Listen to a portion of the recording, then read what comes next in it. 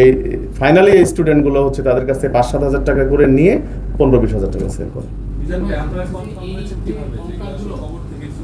তারা আমাদের কাছে প্রাথমিকভাবে স্বীকার করেছে এবং আপনারাও দেখেছেন যে র ম্যাটেরিয়ালসগুলো অথবা কঙ্কালের যে পার্টসগুলো আছে সব কিন্তু রিয়েল।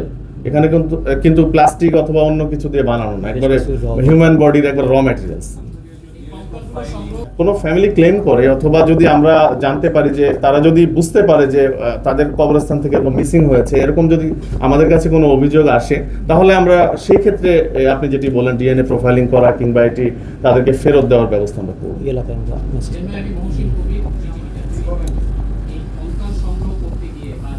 কেবল মামলাটা হলো, এরপরে আমরা রিমান্ডে আনবো। রিমান্ডে এনে আপনি যে প্রশ্নটা করেছেন এটা অবশ্যই যৌক্তিক। আমরা এই অ্যাঙ্গেলেও আমরা তাদেরকে জিজ্ঞাসাবাদ করবো এবং কোনো ধরনের ক্লু পেলে আমরা সেই অ্যাঙ্গেলে আগাবো। এই দুইজন স্টুডেন্ট কিন্তু Sapporo dental college and hospital Uttara এখানকার এই ক্যাম্পাসে কিন্তু স্টুডেন্ট। তারাও কিন্তু কঙ্কাল ব্যবহার করে। যেমন তারা ডেন্টাল স্টুডেন্ট হলো, তারা কিন্তু মুখমণ্ডল নিয়ে কাজ করে, হিউম্যান বডি নিয়েও কাজ করে, তারাও কিন্তু কঙ্কাল ব্যবহার করে।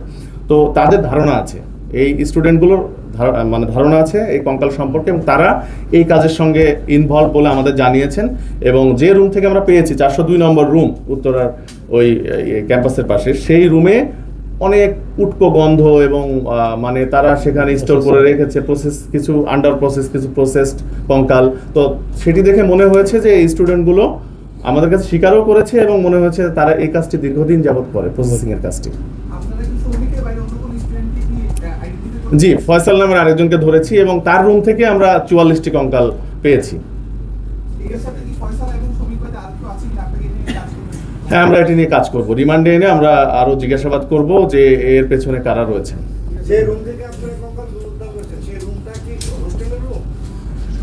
এই রুমটা হচ্ছে এই ক্যাম্পাসের যে মেডিকেল হোস্টেলের রুম। হ্যাঁ, ধন্যবাদ।